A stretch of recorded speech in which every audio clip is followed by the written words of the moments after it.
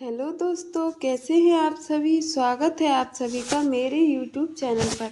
आज मैं लेकर आई हूँ आप सभी के लिए एक और नई कहानी। तो चलिए दोस्तों, शुरू करते हैं नई कहानी की। आज 15 अगस्त की तैयारी बड़े धूमधाम से हो गई थी। महिला मंडल की अध्यक्ष एसडीएम साहब की वाइफ थी और उन्हें ही आज झंडा फहराना था। मोहल्ले की कुछ औरतें और सुमन जी विशेष अतिथि में शामिल थीं और सभी घरों की काम वाली और उनके बच्चों को बुलाया गया था और साथ में मीडिया को भी बुलाया गया था पेपर में खबर छापने के लिए। अनुशासन के तरीके से ध्वजारोहण के बाद बड़ी मैम साहब को सबसे पहले स्टेज पर बुलाया गया 2 शब्द बोलने के लिए। बड़ी मैम साहब स्टेज पर भाषण दे ही रही थी, तभी सुमन जी कुछ दिन पहले की घटनाओं में खो जाती हैं। राधा के आते ही सुमन जी ने पूछा, अरे राधा, तेरी तबीयत तो ठीक है ना? क्या बात है, आज तेरा चेहरा उतरा हुआ है? सुमन जी ने अपनी कामवाली से पूछा। हाँ दीदी, ठीक है, बस सर में थोड़ा दर्द है, राधा मुस्कुराते हुए बोली। तभी सुमन जी बोली, आज हम नाश्ता बाहर से बुला लेते हैं, तू रहने दे, तेरी तबीयत ठीक नहीं है। इतना कहकर सुमन जी अपने लड़के को बाहर से कचौड़ियाँ लाने को कहती हैं। राधा, ले पहले दवा खा ले, दर्द में कैसे काम करेगी। सुमन जी ने राधा से कहा, दवा खा ले, फिर अपन साथ में कचौड़ियाँ खाएंगे।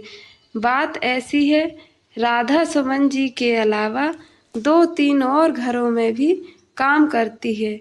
वो ऊंचे अधिकारी हैं, उनके यहाँ राधा खाना बनाने जाती है। राधा ने सोचा, ऊंचे अधिकारी हैं, पैसे भी थोड़े ज़्यादा देंगे और नाश्ता भी मिल जाया करेगा। इसलिए राधा ने वहाँ काम करने के लिए हाँ कर दी। यह सोचकर राधा उनके यहाँ काम करने लगी कि उनका जो भी नाश्ता बचेगा वह उसे मिल जाया करेगा। अरे राधा, तू दवा क्यों नहीं खा रही है? राधा, नाश्ता तो की है ना? राधा चुप हो गई। रेखा जी ने पूछा तो। हाँ, मैं घर जाकर दवाई ले लूंगी। सुमन जी समझ गई कि राधा ने कुछ नहीं खाया, इसलिए दवा लेने से डर रही है। सुमन जी का प्यार और अपनापन देखकर राधा की आंखों में आंसू आ जाते हैं और राधा जोर जोर से रोने लगती है और कहती है, दीदी, सभी लोग आपके जैसे नहीं होते। आप इतने बड़े आदमी होकर हम जैसे को अपनी बराबरी में बिठाते हो, यह आपका बड़प्पन है। दीदी, जो अपनी बड़ी मैम साहब है ना, उन्होंने पहले ही दिन कह दिया था, तू टाइम पर आना और अपना सारा काम टाइम पर करना, तुझे तेरे पैसे टाइम पर मिल जाएंगे। तो दीदी, मैं वहाँ खाना और नाश्ता बनाकर रख देती हूँ। अरे तू वहाँ पर नाश्ता नहीं करती? सुमन जी ने राधा से पूछा। और तू मेरे घर का नाश्ता घर ले जाती है? तूने तो एक बार कहा था, दीदी मेरा पेट भरा है, मैं ये नाश्ता घर ले जा रही हूँ, तो मुझे लगा तू वहाँ नाश्ता करके आती होगी। सुमन जी ने बड़े आश्चर्य से कहा, दीदी घर पर मुन्नी मेरा इंतजार करती है और खाली हाथ देखकर, इतना कहकर राधा की आंखों से आंसू आ जाते हैं। अरे पहले तो तुम मुन्नी को अपने साथ लाती थी, अब उसे अकेला क्यों छोड़ आती हो? उसे भी साथ ले आती तो उसका भी मन लगा रहता। तभी राधा ने धीरे से कहा, वह एक दिन मैम साहब ने उसे लाने के लिए मना कर दिया था। सुमन जी को बहुत आश्चर्य हो रहा था कि लोग इतनी छोटी सोच के कैसे हो सकते हैं। तभी राधा बोली, कल बड़ी मैम साहब की बेटी का जन्मदिन था और मैंने बहुत सारे व्यंजन बनाए थे। मैं तो अपने काम में लगी थी, बर्तन साफ कर रही थी, तभी वहाँ की आवाज़ सुनाई दी। सभी लोग मेरे हाथ के बने समोसे की बड़ी तारीफ कर रहे थे कि बहुत अनुभवी महिला है जिन्होंने ये समोसे बनाए हैं। पर सच कहूँ दीदी, आज तक मैंने अपने हाथों के समोसे कभी चखे तक नहीं कि मैं कैसे समोसे बनाती हूँ। अरे मेरा तो छोड़िए दीदी, मैंने कल मुन्नी को बताया भी नहीं कि मैम साहब के यहाँ पार्टी है, नहीं तो वह मेरे घर जाते ही पूछती आज मैम साहब ने यहाँ पार्टी थी, क्या क्या बना था और उन्होंने कुछ दिया नहीं खाने को, और वह उदास हो जाती।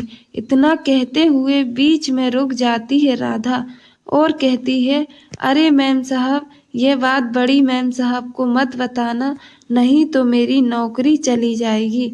इतना कहकर वह कहती है अरे मैम साहब, बातों ही बातों में पता ही नहीं चला कब टाइम हो गया, अब सारा काम कर लेती हूँ, फिर घर भी जाना है। अरे पगली, मैं क्यों बताऊंगी, सुमन जी ने कहा, और कहा नाश्ता करके दवाई लेकर तुम घर चले जाना, आज का काम मैं कर लूंगी।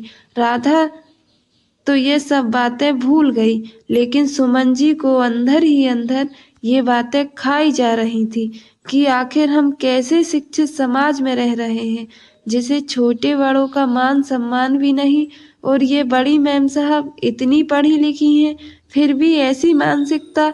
क्या गरीबों के पास दिल नहीं होता? वह हमारा काम करती है तो क्या हम उन्हें थोड़ा प्यार नहीं दे सकते? क्या उनका इतना भी हक नहीं बनता कि वह भी इज्जत के साथ जीवन जिए? मैम साहब का भाषण खत्म होता है और सुमन जी अपने वर्तमान में लौट आती हैं। अब सभी गरीबों को फल मिठाइयाँ देकर फोटो खिंचवाई गई और बड़ी मैम साहब ने भाषण में कहा था कि हम सब समान हैं, हम सभी को आपस में मिलजुल कर रहना चाहिए और एक दूसरे का सम्मान करना चाहिए और एक दूसरे की मदद करनी चाहिए। दोस्तों, आपको आज की कहानी कैसी लगी कमेंट में ज़रूर बताइएगा और वीडियो को लाइक कर दीजिए, चैनल को सब्सक्राइब कर लीजिए। मिलते हैं दोस्तों अगली वीडियो में।